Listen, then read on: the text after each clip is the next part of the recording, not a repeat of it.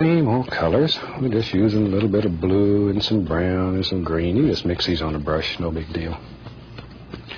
Pull that brush in one direction. This is a 2-inch brush. Okay, let's go right up here. Look at here. I want to build.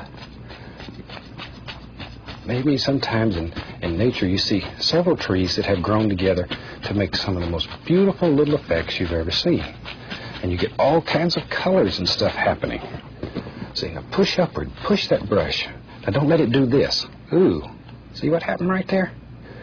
Don't want it to slide. Push so it bends. If you let it slide, you're going to be upset with me. And you can turn it sideways and push upward. See, bend it. It makes all, look there how you make all those little grassy areas. It already looks like a tree. We hadn't hardly done anything. Now I'm going to take some paint thinner on the liner brush and go into brown. Load that brush full of paint, a lot of paint.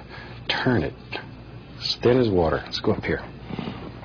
Now then, I want to just work that brush through there.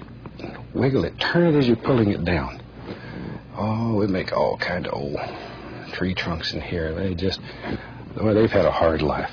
They've got bent and gnarly, and see, just by turning that brush though, you can create that effect. Oh, make little sounds. It really helps. There we go. Boy, that's a poor looking tree. That son of a gun's had a bad life, hard life. He's like me. And sometimes you have limbs that project out that have died. You know, that happens in nature. I've got letters in the mail where people got upset because I put a dead tree in a painting. I don't want to upset anybody, but you know, there are dead trees in nature. It's part of nature. Don't avoid them. They're sometimes extremely beautiful in paintings. Okay, now I'm going to go right into, still have paint thinner. This is white with a little bit of brown in it. Just a little bit of lighter color. Thin as water. Let's go back up here.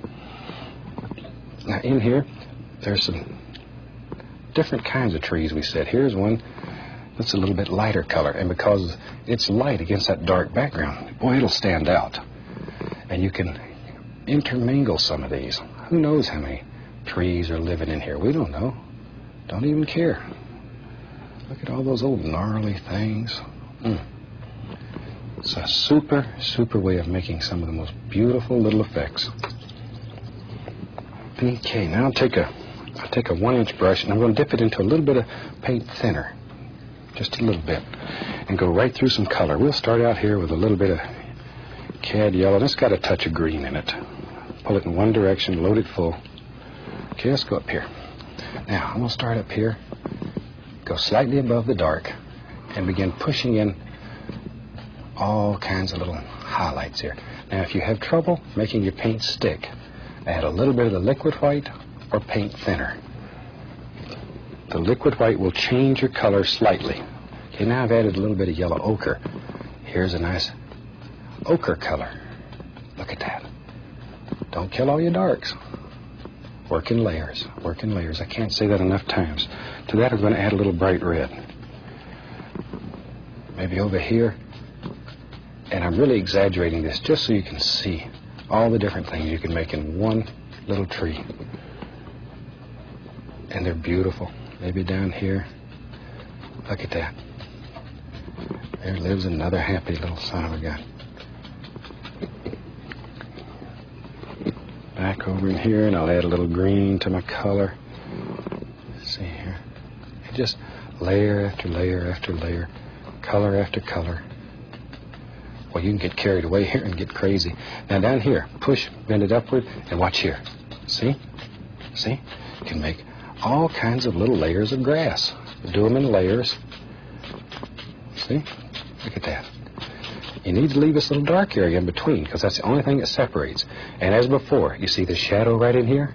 If it wasn't for that shadow, you would be in trouble. Okay, let's take the old round brush. It's very good for making like distant background trees. So I'll tell you what, I'm going to take a little bit of alizarin crimson, a little bit of blue. We'll just make up a quick little lavender color here. Don't really care. Pull it out. Let me wipe my knife off. Okay, now let's take this round brush. Tap it. Just really tap it firmly to load it. Okay, let's go right up here. Now maybe there's some distant trees back here. All we do is tap. I usually try to start at the base, the bottom, and work upward. That way your tree gets lighter toward the top automatically. And a lot of times when you're doing little background trees, this is all you do. You just leave it like this to give the impression of distant trees. So just make some happy little shapes right in there, however you want them, like so. See how easy that is? Okay. Now with the liner brush, let's take a little paint thinner. We'll go right into some brown. Okay, let's go right up here. And throw in just the indication of a few little sticks and twigs and trunks, wherever you want them. Wherever you want them.